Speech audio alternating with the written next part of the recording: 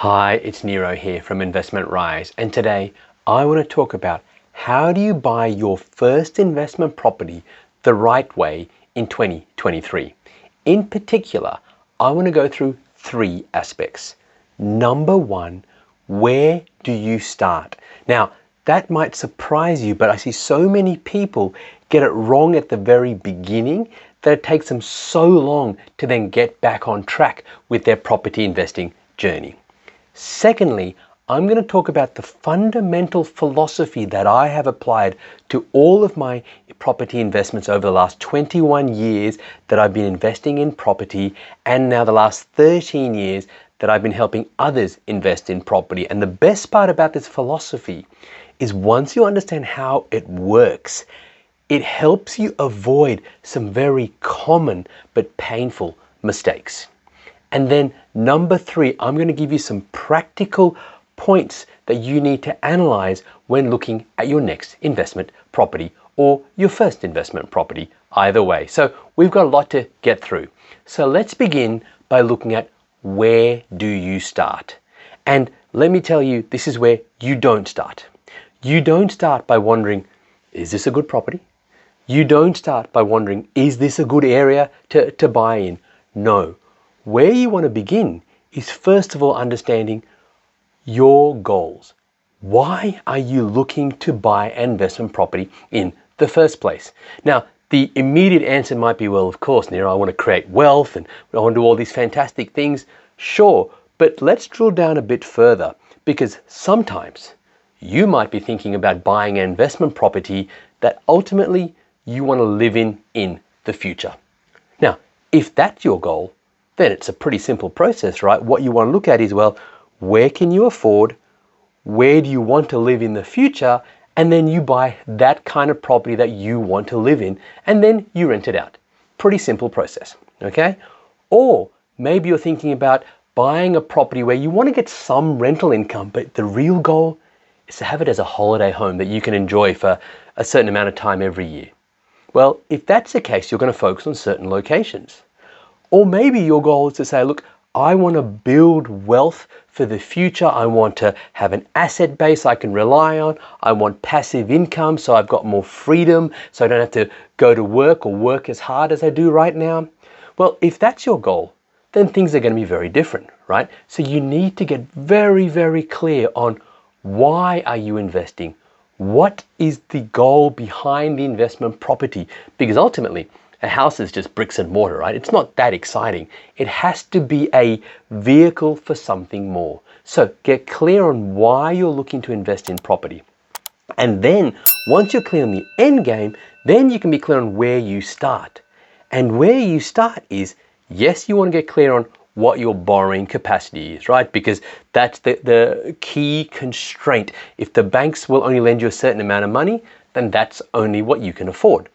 Number two, you then need to look at your price point from a comfort perspective. So if, for example, your borrowing capacity is $800,000, but maybe you're only comfortable spending $600,000.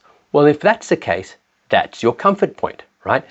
But the third thing when it comes to looking at where do you start that most people forget is their cash flow affordability. Here's what I mean by that.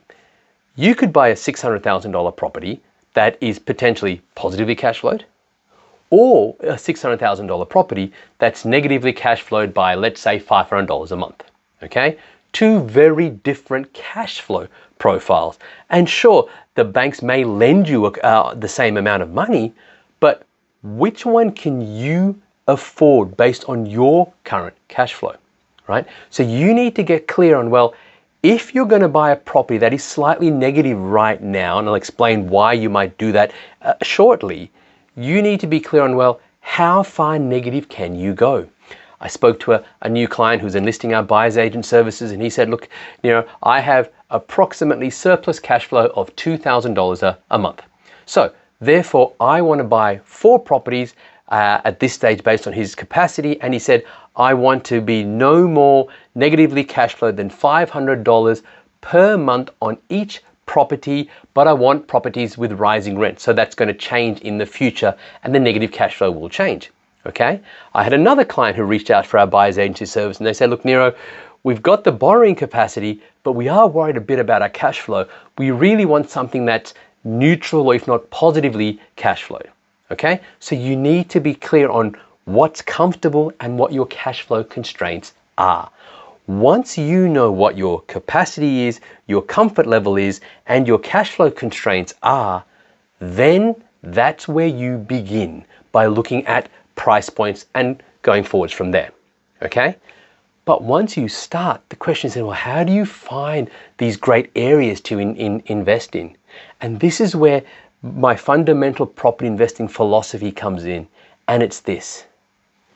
Make sure that every property you buy, whether it's your first one, whether it's your third one, make sure that every property you buy is a stepping stone to the next one. Now, that might sound very obvious, and you're like, well, Nero, how do we do that? Okay, well, I'm going to explain that as we go through this episode, but keep that in the back of your mind, because that will make you an intentional investor rather than an accidental investor. So an accidental investor, for example, is someone who owns a home and then they look to upgrade or buy another home, but they keep that first home as an investment property. Okay, they like the home because they lived in it previously, they're comfortable with the area, and so they hold on to it. Okay, it's a very common investing strategy that people have used, but there's not a lot of thought behind, is that first home the right property for them to hold as part of their investment portfolio? And that's what I mean by an accidental investor.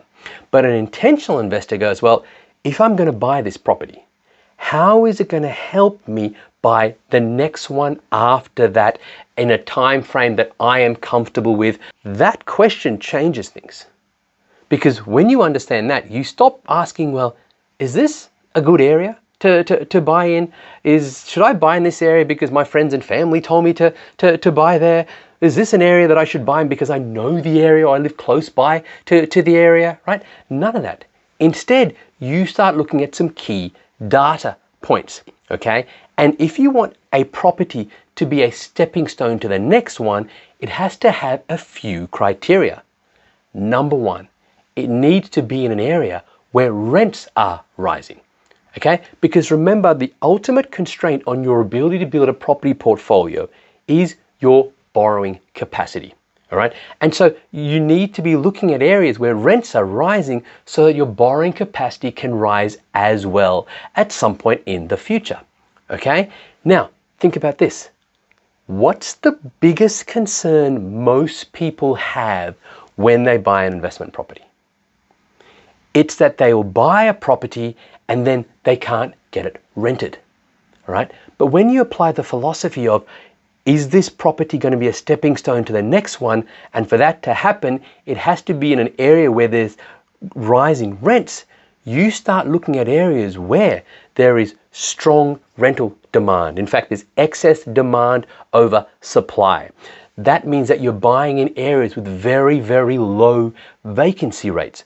At the moment, I'm only buying in areas where vacancy rates are under 3%, preferably even under 2.5%. And of course, I am finding areas where vacancy rates are under even 1%. Okay? Now, that means that you have an area where there is massive demand from tenants and not enough properties. Okay, that means that rents are more than likely going to keep rising. It's why we have a massive rental crisis in many areas across the country. So when you focus on getting a property that's going to be a stepping stone to the next one, it also prevents or reduces the chances of you buying a property that you can't rent out.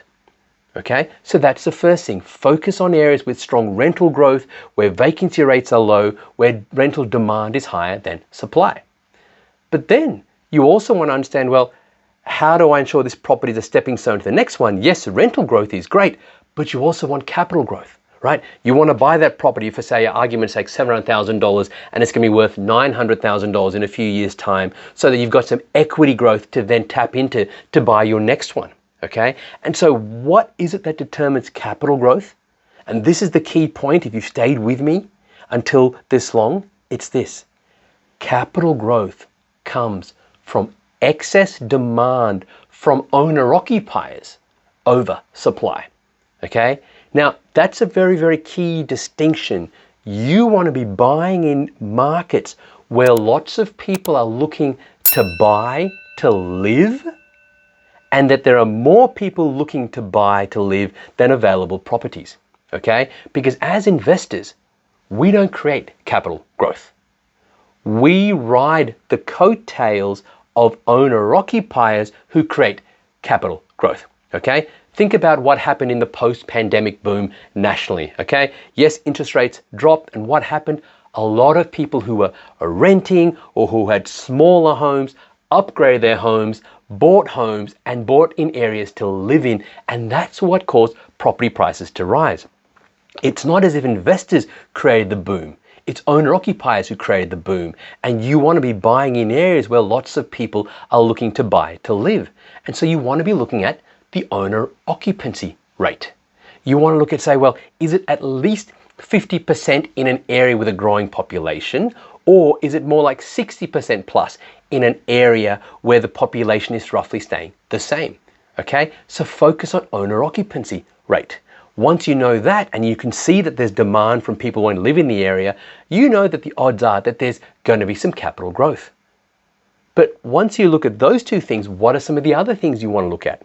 Well, one of the things that I look at for our clients is the economic output of an area, okay? Often known as GRP, or the gross regional product of an area. Now, that's a big term, but essentially what I'm looking to see is that how much money is being spent, or is being generated rather, in this area versus, say, the state average, the national average, any other average, right? Because what I'm looking to see is I'm trying to find areas where if there's more money being generated as a result of industry in this area, then the odds are prices will rise going forwards because there's more money to be spent on property.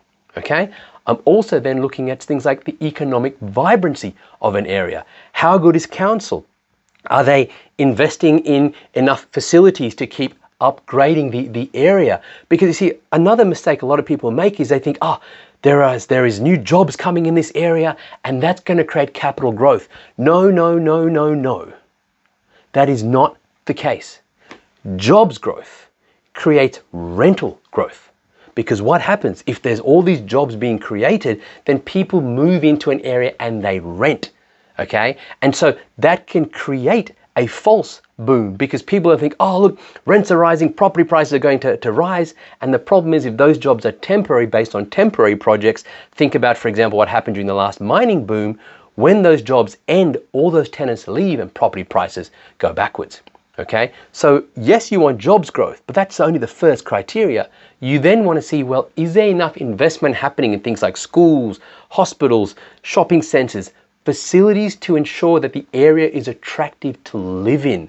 And if that's the case, then you're going to have more people moving into the area, more people wanting to buy to live in the area, and that's what's going to give you the capital growth that you're after.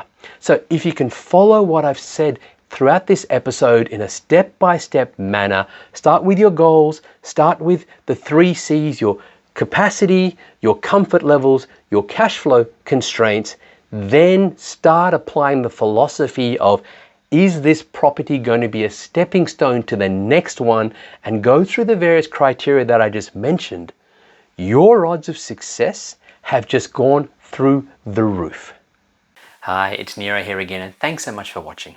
If you like what you saw and you're looking for a proven recipe, a blueprint on how to build a property portfolio that gives you passive income, then click the link below this video and get a copy of my book, Wake Up Wealthier, How to Build a Property Portfolio that pays you an income each and every month. Okay, when you click the link and you download your book, you can get both the digital version and the audio version in case you don't like reading. All right, so I used to sell this book for $49, but right now I'm making it totally free. Why? Because I want more people to get this information, and I know that a segment of you will then like what you see in the book and choose to reach out to find out more about our services.